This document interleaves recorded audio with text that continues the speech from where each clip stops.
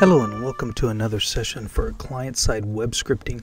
In our last session we did a JavaScript review, and so in this one I want to kind of lay the groundwork for where we're going from here and talk about the first assignment, which you'll find in Learning Plan 1. It's 1.1 Assignment 1. Now to get started, what I need you to do is to click on this Learning Plan 1 zip file and download that, unzip it. When you unzip it, open up the index file, index.html, and you'll see this layout right here. Basically, this is just a welcome page welcoming you to the course. You have been introduced to JavaScript and Introduction to Programming. What we're going to do is we're going to build on that, and we're going to use both HTML and CSS stuff that you learned in Web Design 1, and we're going to add in some more advanced JavaScript programming, hitting server-side, working with the DOM, working with data that comes from a data source, and XML, JSON, work with JavaScript frameworks, and build web applications, basically. So we're going to build on what we learned in Intro to Programming from there. Now, in order to do that, I want us to kind of have a bridge, so to speak, to get our gray matter going, to think in the right direction here. So in Introduction to Programming, we used our IDE and learned how to work with that and build our applications. We did flow charting, and I would encourage you to keep doing that. And I would also encourage you, if you need to go back and review some of the Introduction to Programming topics if you struggled with some of that. But I want to jump right into 1.1 Assignment 1 and give an overview of that. Now, in all the assignments, you're going to see some information up here that I reserve the right as the instructor to change something if it's going to suit our purposes more.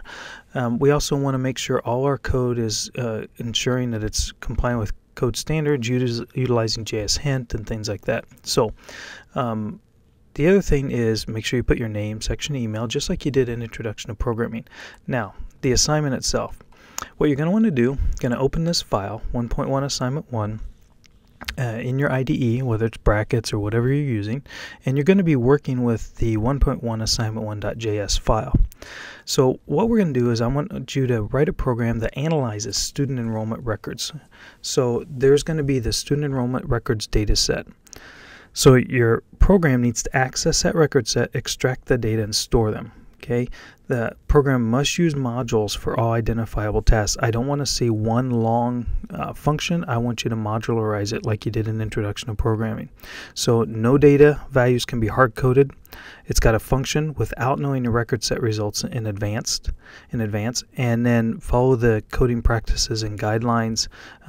Put comments in your code. You're going to see that in there. Planning lists, test plans, and flowcharts.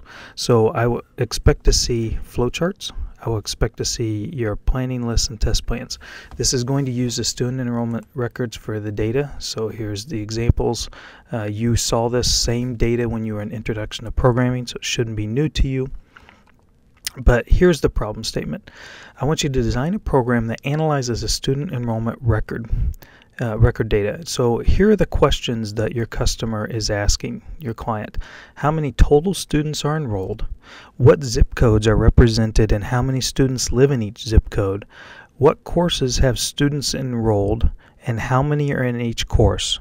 And then I want you to provide a listing of students' names by course and how many male and female students are enrolled in percentage format. And so I have an output div here that you can tie all this stuff into, just like you did in Introduction to Programming. So if we jump over here, we have 1.1 assignment1.js. And so if I open up 1.1 assignment 1 HTML, you will see it is attached right there. And we are using the unit data. And if I scroll down, you will find the actual div right here. Here's the output div that we're using. Here's the unit data. This should look familiar to you. You have your constructor function student enrollment records, your two-dimensional arrays of data. You have access to zip codes, male and female, things like that. And your get students as array, get student number, name, all that stuff. So again, your you're free to design it how you see fit, as long as it meets the coding practices and guidelines, as long as it's modularized using functions, and as long as it answers these questions right here that your end user is asking, and it should output on the page. If you have any questions, let me know, and happy coding.